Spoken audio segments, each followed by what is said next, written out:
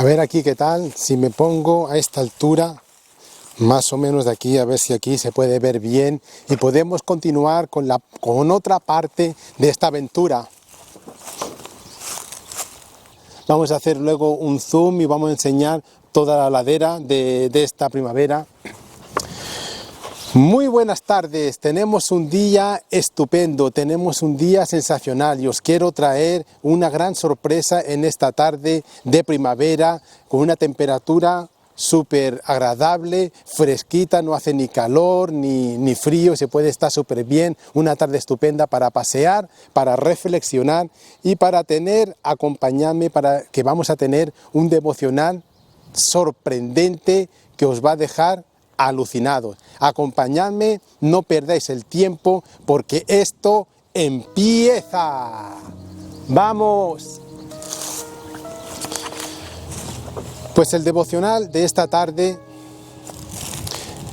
lo he titulado Día sin luz, porque he tenido bastantes conversaciones con amigos, con compañeros, y reflexionando de lo que está sucediendo en estos días en la tierra, sobre todo en las guerras estas últimas de Ucrania, de Estados Unidos, juntamente con Israel, en contra de Irán.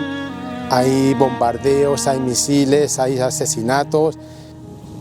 Y esto, pues bueno, amigos y compañeros me dicen que si estamos ya en el final de los días, en los últimos tiempos. Y sobre este tema hay bastante especulación. Si uno indaga un poco en internet hay muchísima especulación, hay diferentes ramas, incluso dentro del mismo cristianismo, del mismo evangelio, hay diferentes formas de interpretar y hay diferentes caminos que incluso entre ellos estos caminos, aunque sean de la misma iglesia, de la misma rama cristiana, hay diferencias. Quiero compartirles porque tenemos luz, tenemos esperanza, hay esperanza, no es la paz como la que da el mundo. En estos días pasados hemos visto que Estados Unidos daba una tregua a Irán, pero era una falsa paz, una falsa tregua, porque el día siguiente o en las mismas horas ya estaban bombardeándose unos con otros. Entonces no hay acuerdos entre los países, hay desentendimiento, hay maldad, hay guerra, hay egoísmo. En la Biblia podemos ver que nos dice, aprovechando bien el tiempo, porque cuando me preguntan si estamos en los últimos tiempos, uno puede observar todo esto que está aconteciendo en la tierra, pues sí, realmente estamos en los últimos tiempos. Estamos próximos a la venida de Cristo. Aprovechando bien el tiempo, porque los días son malos. Y aquí añado, muy, muy malos. Pero déjame decirte que Él es tardo para la ira y grande en misericordia. Muchos de ustedes se quedan solamente que Jesucristo, que Dios es grande en misericordia. Es grande en misericordia, pero también nos dice que es tardo para la ira. No nos está diciendo que no tiene ira, nos está diciendo que es tardo. Por lo tanto, Él está esperando a que el Evangelio, a que su palabra se expanda por toda la faz de la tierra. Pacientemente Él está esperando, pero su venida es próxima. Hay muchos que ya están poniendo fecha en el 2027, 2030, he leído en 2033, pero vamos a ver qué nos dice realmente la palabra sobre la venida de Cristo. Sobre la venida de Cristo vamos a comentar rápidamente, así por encima, porque esto es un tema muy controversial, sobre todo es difícil de entender, no es un estudio fácil, pero sí que lo vamos a dar por encima y sobre todo unas pautas claras que son bíblicas y son fundamentales. En los días sin luz vamos a ver que ya nos lo decía Jesucristo y esto lo vemos en Mateo. En Mateo capítulo 24 de versículo 37 al 39 leemos, mas como en los días de Noé, así será la venida del Hijo del Hombre. Porque como en los días antes del diluvio estaban comiendo y bebiendo, casándose y dándose en casamiento, hasta el día en que Noé entró en el arca y no entendieron hasta que vino el diluvio y se los llevó a todos, así será también la venida del Hijo del Hombre. Aquí Jesucristo nos está enseñando que así será su venida, que nadie se lo va a esperar, que nadie será en un abrir y cerrar de ojos. Todo el mundo va a estar en sus quehaceres, comiendo, bebiendo, sin preocuparse por el día de mañana, casándose en su vida cotidiana, sin pensar en la venida de Jesucristo. Pero igual que en aquellos días de Noé, que nadie se lo esperaba, que hubo un gran diluvio, se abrieron las cascadas de los cielos y hubo un gran diluvio en toda la faz de la tierra, así también será la venida de Jesucristo. Nadie se lo va a esperar, será en un abrir y cerrar de ojos, pero Él va a venir porque lo dice en su palabra. Esto se conoce como el rapto de la iglesia. Jesucristo viene por su iglesia. Vamos a haber comentado que hay 3 eventos principales proféticos y uno de ellos, que lo menciona en la Biblia, y uno de ellos es el rapto. Lo vamos a ver por encima, sin indagar mucho, pero dejando claro unas bases. Después del rapto vamos a ver la tribulación y seguidamente de la tribulación vendrá la segunda venida de Jesucristo. Que la segunda venida de Jesucristo es diferente al rapto, al arrebatamiento, porque el rapto es Jesucristo viene por su iglesia y en la segunda venida de Cristo Jesucristo viene con su iglesia y lo vamos a ver más adelante.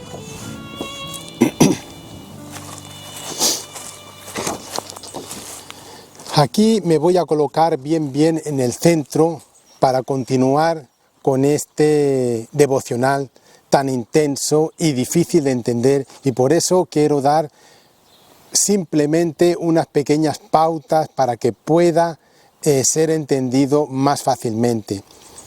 Si estáis interesados en indagar más, en estudiar más, en la Biblia hay 2 libros sobre todo que hablan y se explayan muchísimo más en este tema. Uno de ellos es en el profeta Daniel y otro en el Apocalipsis, el último libro de la Biblia. Como he comentado, son temas bastante complicados, hay que ir al detalle, hay que ir minuciosamente, porque sobre todo hay muchísima simbología, interpretación de estos símbolos. Vamos a continuar, porque hay un punto que quiero mencionar que más adelante, en la parte final de este devocional, voy a hacer referencia a él, que es sobre el arca de Noé. En aquel entonces, en los tiempos de Noé, Dios le dijo a Noé que fabricase un arca muy detallada. Dios le da sus parámetros y Noé, como siervo de Dios, va construyendo ese arca según los parámetros que Dios le da, porque Dios le revela lo que va a acontecer.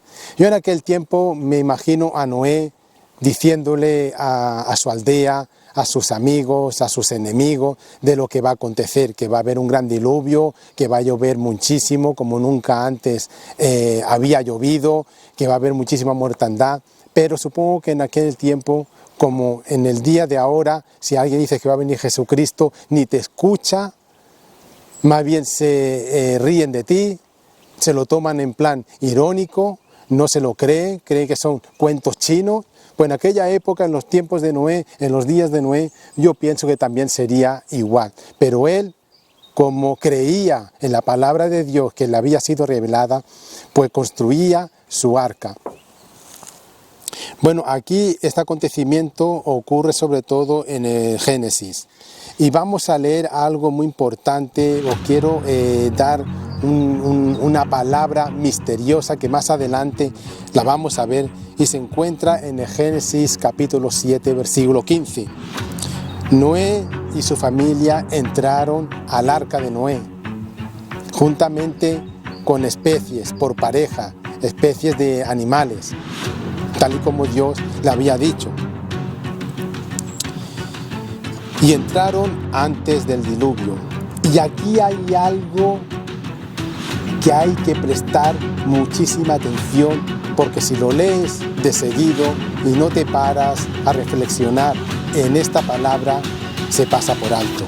Y dice, y Jehová le cerró la puerta. Y Jehová le cerró la puerta del arca. Esto tiene un significado espiritual. Esto quiere decir que cuando Jehová cierra la puerta, ya no va a haber más oportunidad. Ya no se puede entrar al arca. Ya puedes hacer lo que quieras. En aquel tiempo, cuando dice que Jehová cerró la puerta, no lo hizo Noé, lo hizo Jehová de los ejércitos. Le cerró la puerta del arca. Eso quiere decir que a partir de ese momento caerían chorros de agua, cascadas de agua del cielo, y no había más oportunidad de salvarse. Y esto lo vamos a ver más adelante. Mientras que Noé estaba construyendo el arca, me imagino que se lo diría a sus compañeros, a los del pueblo, que se tenían que preparar, pero nadie lo escuchaba. Pero cuando sucedió el día, ya era demasiado tarde, porque no había más palabra, no había más forma de salvarse, porque Dios ya cerró la puerta. Hasta ahora, en este momento, estamos en la gracia de Dios, estamos en los tiempos de la gracia, que quiere decir que Él tiene grande misericordia y es tardo para la ira. Toda aquella persona pueda tener esa oportunidad de escuchar el Evangelio y de aceptar al Señor de Jesucristo. Aceptarlo en su corazón, arrepentirse de sus pecados y aceptar al Señor Jesucristo como su único Señor, como Salvador de su vida. Pero mucha gente se piensa que estos son cuentos chinos, que no lo creen, que esto no es verdad, que esto es un lavado de cerebro, esto es un lavado de idea, esto es una comida de olla. Hay una anécdota bien bonita. Resulta que hay un joven cristiano, domingo por la mañana, él se encuentra jugando a fútbol con todos sus amigos, y llega la hora, él dice que se debe de ir, y sus compañeros pues se burlaban de él, diciéndole, ya se va el aleluya, ya se va el gloria a Dios, y se van ironizando de él. Dice, sí, no, ya me tengo que ir para la iglesia. Y el otro le dice, pero no estás viendo que esto es una comida de olla, que te están lavando el cerebro. Y él gustosamente le responde, sí, cierto.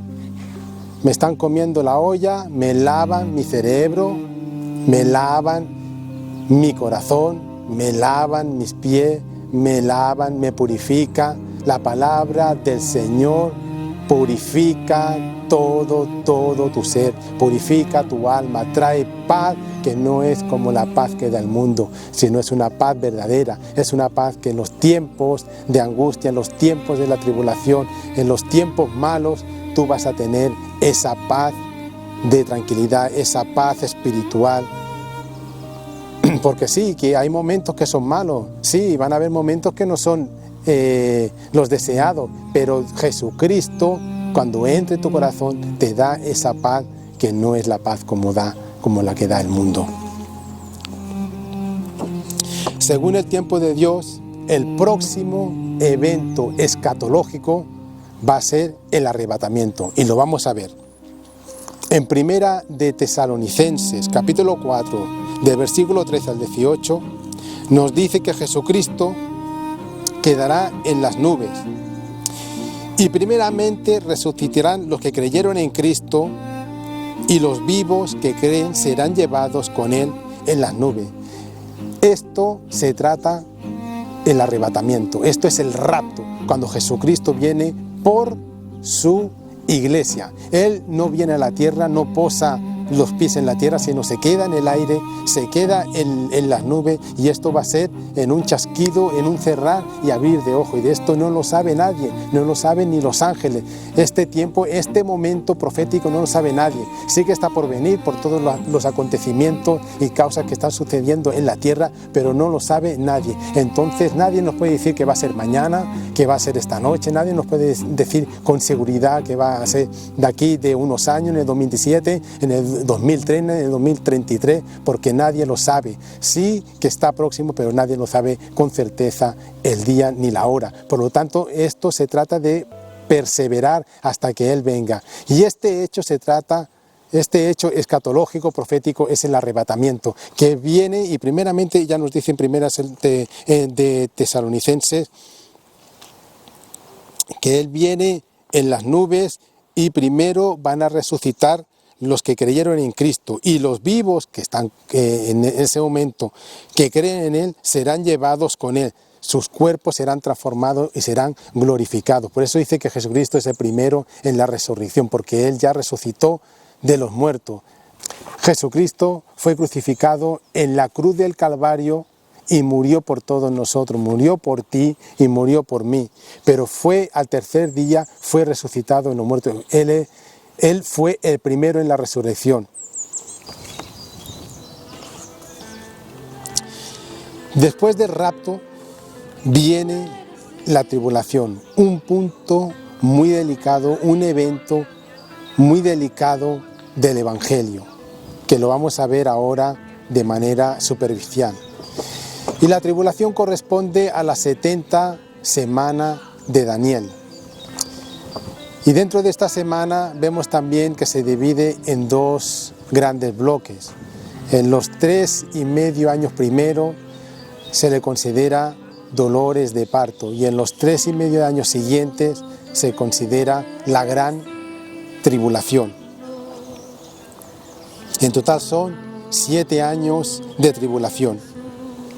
La tribulación marca el tiempo del fin antes de la segunda venida de Cristo.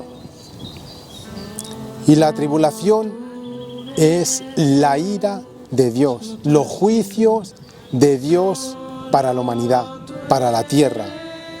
Son las trompetas, los sellos y las copas. Y vamos a ver algo importante, el por qué considero primeramente el rapto, que viene Dios por su iglesia, y seguidamente viene la tribulación. Y esto lo vamos a ver, hay diferentes versículos en la Biblia, como Romanos capítulo 5, versículo 9, Apocalipsis versículo 3, 10, o bien en primera de Tesalonicenses 5, versículo 9. Pero vamos a leer en Romanos, lo voy a buscar. Romanos 5, Romanos capítulo 5, versículo 9. Pues mucho más, estando ya justificados en su sangre, por él seremos salvos de la ira. Aquí vemos que las personas creyentes que hemos sido justificados por su sangre, que han creído en la sangre de Cristo, que murió Él en la cruz del Calvario por todos nuestros pecados, y creemos en Él, aquí nos dice, por Él seremos salvos de la ira. Y la tribulación se considera la ira de Dios, compuesta por los sellos, las trompetas y las copas. Por eso considero antes que va a venir Dios por su iglesia, que va a ser el arrebatamiento, el rapto, y después seguidamente va a venir la tribulación, porque los hijos de Dios van a estar salvos de su ira. Y en esto voy a hacer mención a lo que antes he comentado, cuando Dios cerró la puerta del arca de Noé, que ya no había vuelta atrás. Y aquí va a acontecer lo mismo. Ahora en este tiempo de gracia sí que podemos arrepentirnos, aún hay tiempo de volvernos a los caminos del Señor, pero en el momento que se dé el rapto ya no hay vuelta atrás. Esto va a ser como la puerta que Dios cerró del arca de Noé. No va a haber tiempos atrás. Por eso ahora que hay tiempo todavía, es bueno que uno reflexione y que se arrepienta de sus pecados, porque hay esperanza para el mundo. Pero cuando acontezca, cuando venga el Señor Jesucristo en las nubes, en un abrir y cerrar de ojos, a partir de ahí ya no va a haber vuelta atrás. Y después de estos 7 años de tribulación, viene la segunda venida de Jesucristo, considerada como la segunda venida de Jesucristo, que Jesucristo ya va a venir a la tierra, se va a posar en la tierra, pero viene con su iglesia. Por eso es tan importante de que hay una solución, hay una gran solución a todo esto, que es arrepentirse. Mi amigo, el primo Juan, me hace gracia porque a veces nos dice: pero ¿qué culpa tengo yo? ¿Qué culpa tengo yo de que Adán y Eva hayan pecado? Porque tiene que haber arrastrado ese pecado y que todo el mundo estemos pasando por ese pecado que ellos cometieron, que yo no he cometido, sino que ellos cometieron. Y ahí sinceramente no sé qué decirle. Esto me lo tomo como una ley. De igual manera que hay leyes físicas que no se pueden quebrantar, que ya se han dado, como por ejemplo la gravedad. Si yo ahora me subo a un tercer piso, por ejemplo, o bien me voy a un risco de estos de aventura, los Ingles de Tabartet, y me lanzo de arriba de un risco de esto, de un tercer piso, pues déjame decirte que caes pero en picado, y a más vas en aumento, aumenta tu velocidad en caída, cada vez porque es acelerada la gravedad. O sea, es una muerte inminente. Pues déjame decirte que esto también es como otra ley, una ley espiritual. Se da así. Ya entró el pecado en Adán y Eva, y esto pues lo sigue arrastrando toda la humanidad. Es una ley espiritual. Por eso te digo, amigo, que de la misma manera por la que por un hombre entró el pecado, también por un hombre hay salvación. Y este hombre es Cristo Jesús, que murió por ti y por mí en la cruz del pecado. Por todos nuestros pecados murió Él, para darnos vida y vida en abundancia. Y como os he comentado, esto es simplemente una paseada por encima de estos eventos proféticos que van a acontecer, y vamos a ir viendo e introduciéndonos más a fondo, más profundamente en estos eventos. Espero, amigos, que hayáis disfrutado bastante en este vídeo. Como he comentado, dale un fuerte like, un fuerte campanazo, y nos vemos en la próxima aventura.